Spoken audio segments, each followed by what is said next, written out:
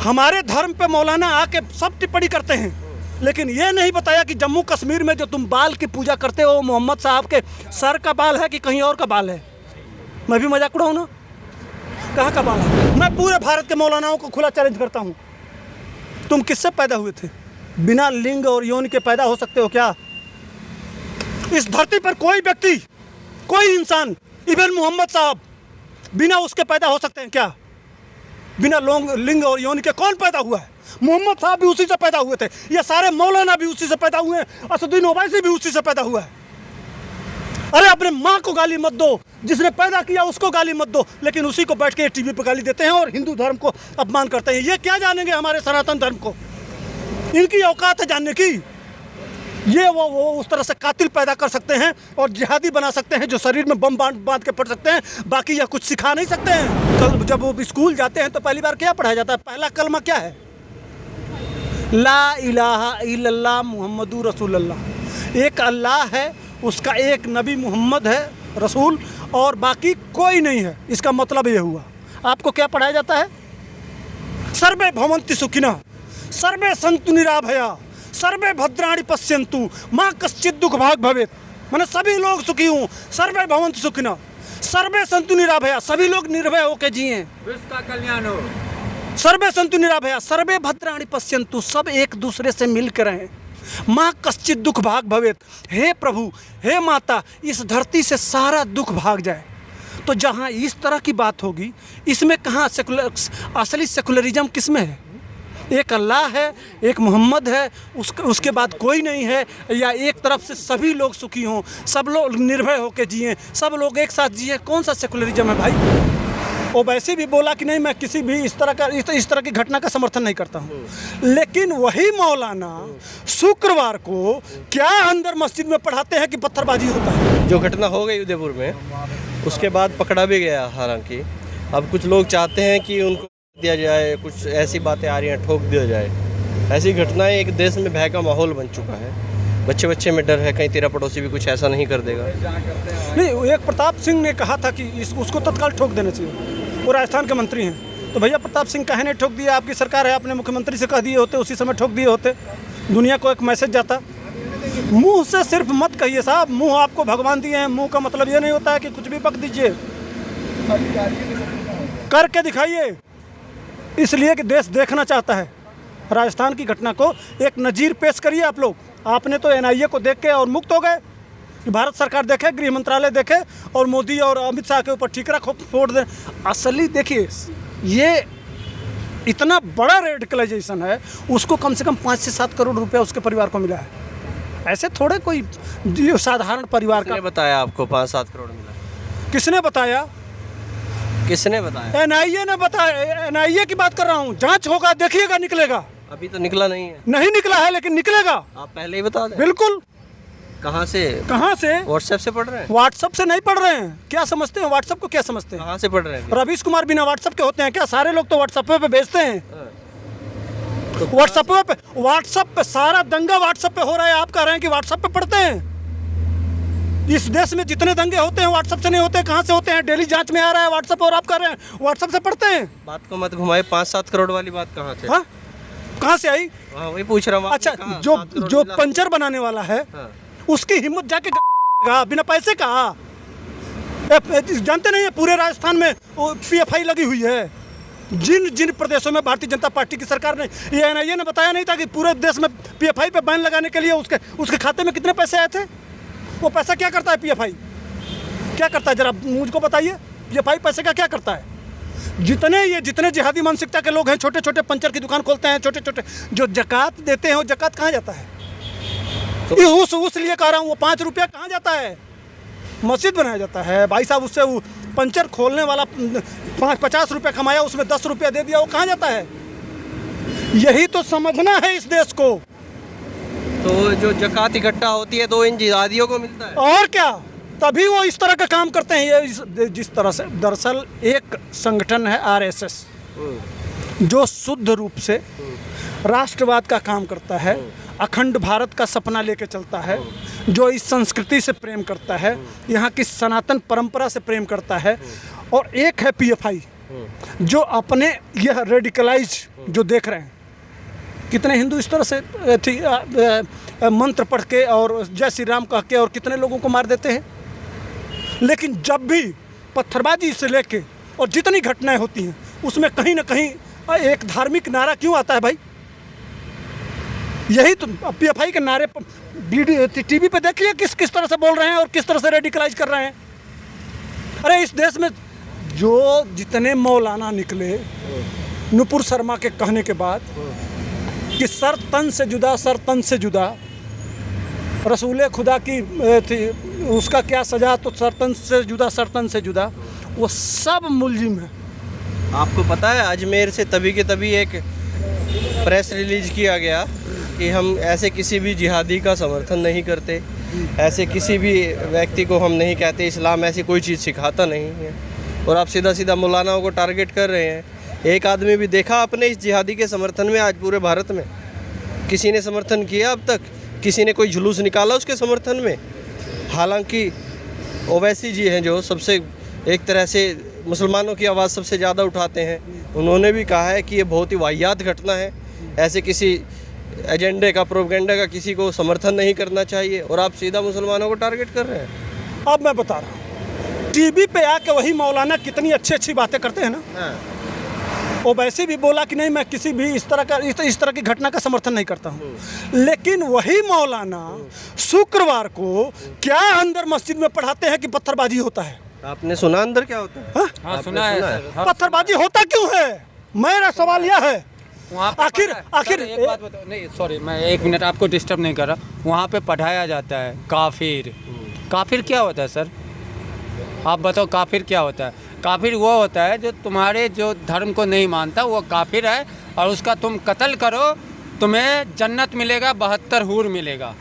ठीक है, ये चीज़ पढ़ाया जाता है वहाँ पे। नहीं, वहीं नहीं पढ़ाया जाता भाई। आप भैया से पूछ लो, आप वहीं नहीं पढ़ाया जाता है, वो वहाँ नहीं पढ़ाया जाता है। वहाँ दूसरे तरह से वो तुरंत पत्थर उसके पहले ही जब पैदा होते हैं ना, उसी समय यह चीज़ पढ़ा दिया जाता है। पैदा होते ही? हाँ, और जब वो स्कूल जाते हैं तो पहली बार क्या पढ़ाया जाता है? पहला कलमा क्या है? ला इलाहा इल्लल्लाह मुहम्मदुर रसूलुल्लाह। एक अल्लाह है, उसका एक नबी मोहम्मद है रसूल, और बाकी कोई नहीं है। इसका मतलब ये हुआ। आपको क्या पढ़ाया जाता है? सर्वे भवन्ति सुखिनः, सर्वे सन्तु निराभया, सर्वे भद्राणि पश्यन्तु, माँ कश्चित् दुख भाग भवेत्। मैंने सभी लोग सुखी हूँ, सर्वे भवन्तु सुखिनः, सर्वे सन्तु निराभया, सभी लोग निर्भय होकर जिए, विश्व का कल्याण हो। सर्वे सन्तु निराभया, सर्वे भद्राणि पश्यन्तु, सब एक दूसरे से मिलकर रहें, माँ कश्चित् दुख भाग भवेत्। हे प्रभु, हे माता, इस धरती से सारा दुख भाग जाए। तो जहाँ इस तरह की बात होगी, इसमें कहाँ असली सेकुलरिज्म किस में है? एक अल्लाह है, एक मोहम्मद है, उसके बाद कोई नहीं है, या एक तरफ से सभी लोग सुखी हों, सब लोग निर्भय होकर जिए, सब लोग एक साथ जिए। कौन सा सेकुलरिज्म है भाई? लेकिन सेकुलरिज्म कौन? यहाँ डर किसके डरता कौन है? आमिर खान की बीबी, आमिर खान डर जाते हैं, शाहरुख, मैंने जितने ये बॉलीवुड गैंग है, नसीरुद्दीन शाह डर जाते हैं, जावेद अख्तर डर जाते हैं, जितने मौलाना हैं उतने डर जाते हैं। कल ही देख लीजिए पूरे दुनिया में वह आदमी अपना वीडियो जो कल पकड़ा गया है ना, वो जिहादी जो नुपुर शर्मा की बात को उठाया था, अब तो उसको लेकर पूरे दुनिया में तो प्रोपेगेंडा फैलाया गया। लेकिन वो ये नहीं बताया, हमारे धर्म पे मौलाना आके सब टिप्पणी करते हैं, लेकिन ये नहीं बताया कि जम्मू कश्मीर में जो तुम बाल की पूजा करते हो, मोहम्मद साहब के सर का बाल है कि कहीं और का बाल है? मैं भी मजाक उड़ाऊँ ना? कहाँ का बाल है? ऐसे बोलना सही नहीं है। अगर किसी की आस्था को आप ठेस पहुंचा रहे हैं तो कितना सही है? नहीं, कैसे आस्था पहुंचा रहा हूँ मैं? पूछने का हमको फ्रीडम, तुमको फ्रीडम ऑफ स्पीच है भैया, तुमको फ्रीडम ऑफ स्पीच है, जितना मर्जी हो उतना हमारे देवी देवताओं को गाली दो, और हम पूछ दिए तो हमको फ्रीडम ऑफ स्पीच नहीं है? उसके लिए कानून, संविधान नहीं है हमारे लिए? कानून तो कानून है, तो कहाँ कानून में? मौलाना टीवी पे बैठ के हमारे शिवलिंग को क्या क्या किया, कितने मुकदमे दाखिल हुए? यही असदुद्दीन ओवैसी का वो अकबरुद्दीन ने हमारे देवताओं को क्या क्या कहा, हमारे देवी देवताओं को क्या क्या। कैसा संविधान और कैसा कानून यार? छूट जाता है इसी संविधान और कानून से। संविधान और कानून की बात करते हो? ठेका पे रखते हैं ऐसे संविधान और कानून। संविधान होता है उसकी आगे औकात होती थी कि आगे कहता कि 15 मिनट के लिए पुलिस हटा दो और पूरे दिखा देते हैं। क्या हुआ उसका? कैसा संविधान और कैसा कानून? कहाँ गया संविधान और कहाँ गया कानून? वो सीधा सीधा शिवलिंग को आके चैलेंज करता था। मैं पूरे भारत के मौलानाओं को खुला चैलेंज करता हूँ, तुम किससे पैदा हुए थे? बिना लिंग और योनि के पैदा हो सकते हो क्या? इस धरती पर कोई व्यक्ति, कोई इंसान, इवन मोहम्मद साहब, बिना उसके पैदा हो सकते हैं क्या? बिना लिंग और योनि के कौन पैदा हुआ है? मोहम्मद साहब भी उसी से पैदा हुए थे, ये सारे मौलाना भी उसी से पैदा हुए हैं, असदुद्दीन ओवैसी भी उसी से पैदा हुआ है। अरे अपने माँ को गाली मत दो, जिसने पैदा किया उसको गाली मत दो, लेकिन उसी को बैठ के टीवी पर गाली देते हैं और हिंदू धर्म को अपमान करते हैं। ये क्या जानेंगे हमारे सनातन धर्म को? इनकी औकात है जानने की। ये वो उस तरह से कातिल पैदा कर सकते हैं और जिहादी बना सकते हैं जो शरीर में बम बांध के पड़ सकते हैं, बाकी यह कुछ सिखा नहीं सकते हैं। हमारे धर्म की विशेषता इतनी है, इतनी विरासत है कि चाहे वो प्रकृति की गणना देख लीजिए और चाहे ये देखिए, इस धरती पर दो ही जाति है, एक नर है एक मादा है। वही सृष्टि की संरचना है। इस सृष्टि को उसको समझने के लिए मौलाना, चूँकि धरती चपटी पढ़ाने वाले, ये उस चीज़ को उतना विराट रूप में, जिसको जर्मनी की यूनिवर्सिटी आज उसी सनातन हमारे वेदों को पढ़ा रही है, दुनिया पढ़ा रहा है, दुनिया उस पर रिसर्च कर रहा है, ये मौलाना क्या जानेंगे? दुख इसी बात का है। इस दिक्कत जानते हैं, यह सारी घटना के पीछे असली कारण क्या है, इसको समझना पड़ेगा। चूँकि इस्लाम में इतनी बड़ा ये बात करते हैं ना, जरा मोहम्मद साहब पे एक फिल्म बना के दिखाओ ना, असली हकीकत सामने आ जाएगा।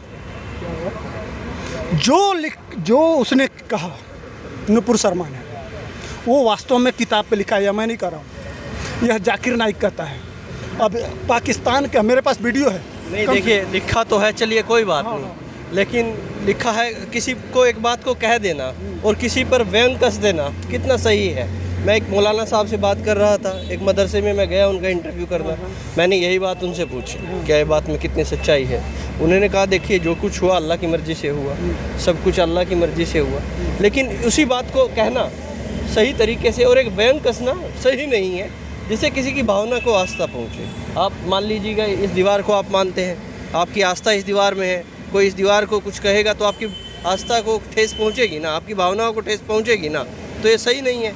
एक एक बात बताएं, नुपुर शर्मा ने किस परिस्थिति में कहा, यह मौलाना को नहीं बताना चाहिए कि उसके पहले भगवान शंकर, भगवान शिव के शिवलिंग को किस तरह से एक व्यक्ति बैठ के मजाक उड़ा रहा था। उसके जवाब में उसने कहा, मैं भी यह कहूँ तो, यही शब्द है ना, कि अगर तुम्हारे रिलीजन के बारे में तुम हमारे धर्म का बार बार मजाक उड़ा रहे हो, मैं भी करूं तो क्रिया की प्रतिक्रिया थी कि नहीं? सही बताइए, ईमानदारी से बताइए। उस मौलाना को यह नहीं बताना चाहिए कि वह क्रिया की प्रतिक्रिया थी, उसका कोई दोस्त नहीं था, एक पाकिस्तानी मौलाना कहा था कि भाई उसकी बात सुनिए, कि मैं भी ऐसा कहूँ तो। उसकी नीयत थी क्या? जब वो चिढ़ गई, किसी को गुस्सा दिला दिया जाता है तो वो उगल दिया, इस तरह से कह दिया। लेकिन जब लिखा हुआ है तो सर तन से जुदा करने जो आज घटना घटी है, सबसे पहले सर तो जिसने लिखा उसका होना चाहिए ना, कि ऐसा क्यों लिखा। उसके बाद से जाकिर नाइक का सर तन से जुदा होना चाहिए, इसलिए कि उसने बोला। ये जितने मौलाना बोल रहे हैं दुनिया के, उनका सर तन से जुदा होना चाहिए कि नहीं? लेकिन मार दिया गया कौन? इसीलिए कह रहा हूँ, कहीं ना कहीं पैसा देके ये मरवाया गया है और इसको NIA जांच करके कल सारी घटना बताएगी, यह जरूर कहा जा रहा है। लेकिन इस जड़ पे जाएंगे तो इस देश के 100 करोड़ हिंदुओं को अगर अपने आप को बचाना है तो मेरे तरफ से यही आदेश है, यही निवेदन है हाथ जोड़ के, कि आप वोट उसको दीजिए जो इस आसमानी किताब को बंद कराए, जहाँ से वो ये रेडिकलाइज पैदा हो रहे हैं, जहाँ से शिक्षा मिल रही है, उसको बंद कराएंगे। जब तक इसको बंद नहीं कराएंगे तब तक यह बीमारी रुकने वाली नहीं है।